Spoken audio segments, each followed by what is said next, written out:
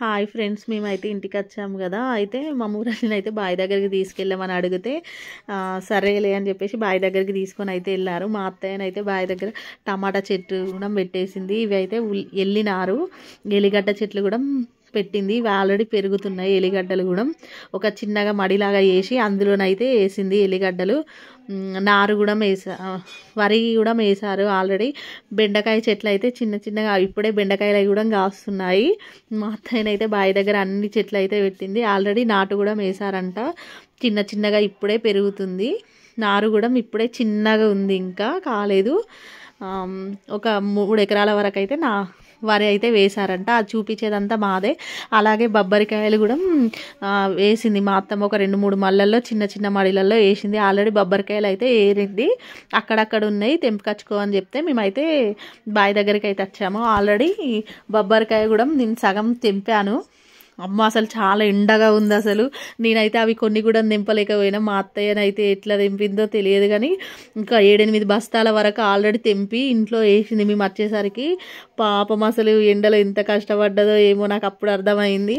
ఇంకా ఆ కొన్ని తెంపేసరికి నాకు ఆ ఎండలో ఫుల్ స్వెట్ వచ్చుడు. అసలు అప్పటికే నేను వాటర్ అని అడుగుతూనే ఉన్నా. అక్కడ వాటర్ కూడా తీసుకెళ్ళలే బాటిల్. ఇక బావి దగ్గరే వాటర్ కూడా తాగేసినాం. ఇక అప్పటికే బొబ్బరికాయలు సగం అయితే తెంపినాం.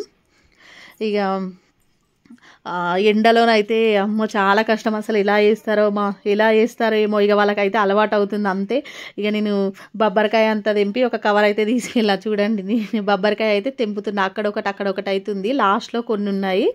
ఇంకా మా మురళి అప్పటికే వద్దు ఇక పోదాం పాదా అనుకుంటా అంటున్నాడు అప్పటికే. ఇక నేను బొబ్బరికాయ చాలా వరకు అయితే తెంపినా. మా అమ్మ వాళ్ళ ఇంటికి వస్తున్నా కదా అని చెప్పేసి వాళ్ళ కోసం అని తెంపినా.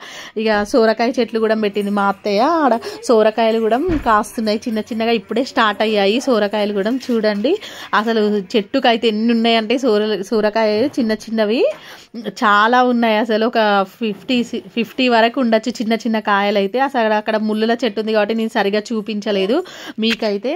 అక్కడైతే చాలా ఉన్నాయి సోరకాయలు. చూడండి ఒక్కొక్కటి ఇప్పుడే అవుతున్నాయి. ఇక్కడ ఒకటైతే కొంచెం పెద్దగా అయింది ఒక సోరకాయనైతే. అట్లే నువ్వుల చెట్లు కూడా పెట్టింది మా అత్తయ్య మడిలో. అవి అక్కడక్కడ మొలిచినట్టున్నాయి అంతే. అయినాయి ఆల్రెడీ నువ్వులు కూడా. అది కూడా వీడియో తీశాను నేను టోటల్గా. కానీ ఫుల్ అయితే ఎండగొట్టింది అసలు. మేమైతే ఆఫ్టర్నూన్ టైంలో వెళ్ళాము. అలాగే అక్కడ రేణ చెట్టు ఉంటే రేణగాయలు కూడా తీసుకున్నాము.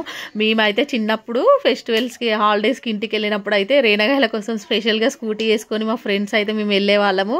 అవి చూసి అవి అప్పాలు తినరాకున్నా రేణగాయలకు తింటే అప్పాలు తినరాదు కదా, పండ్లు గోరుపోతాయి అని చెప్పినా కూడా వినకుండా మేమైతే ఫుల్ రేణగాయలు తీసుకొని తినేవాళ్ళం మా ఫ్రెండ్స్ అయితే. నాకైతే చిన్నప్పటి మెమరీస్ చాలా గుర్తొచ్చాయి ఈ రేణగాయలను చూడడంతోనే. ఇక తెంపేసుకున్నాను కొన్ని. ఓకే ఫ్రెండ్స్, మా వీడియోస్ కనుక మీకు నచ్చితే like, share, subscribe. Bye friends.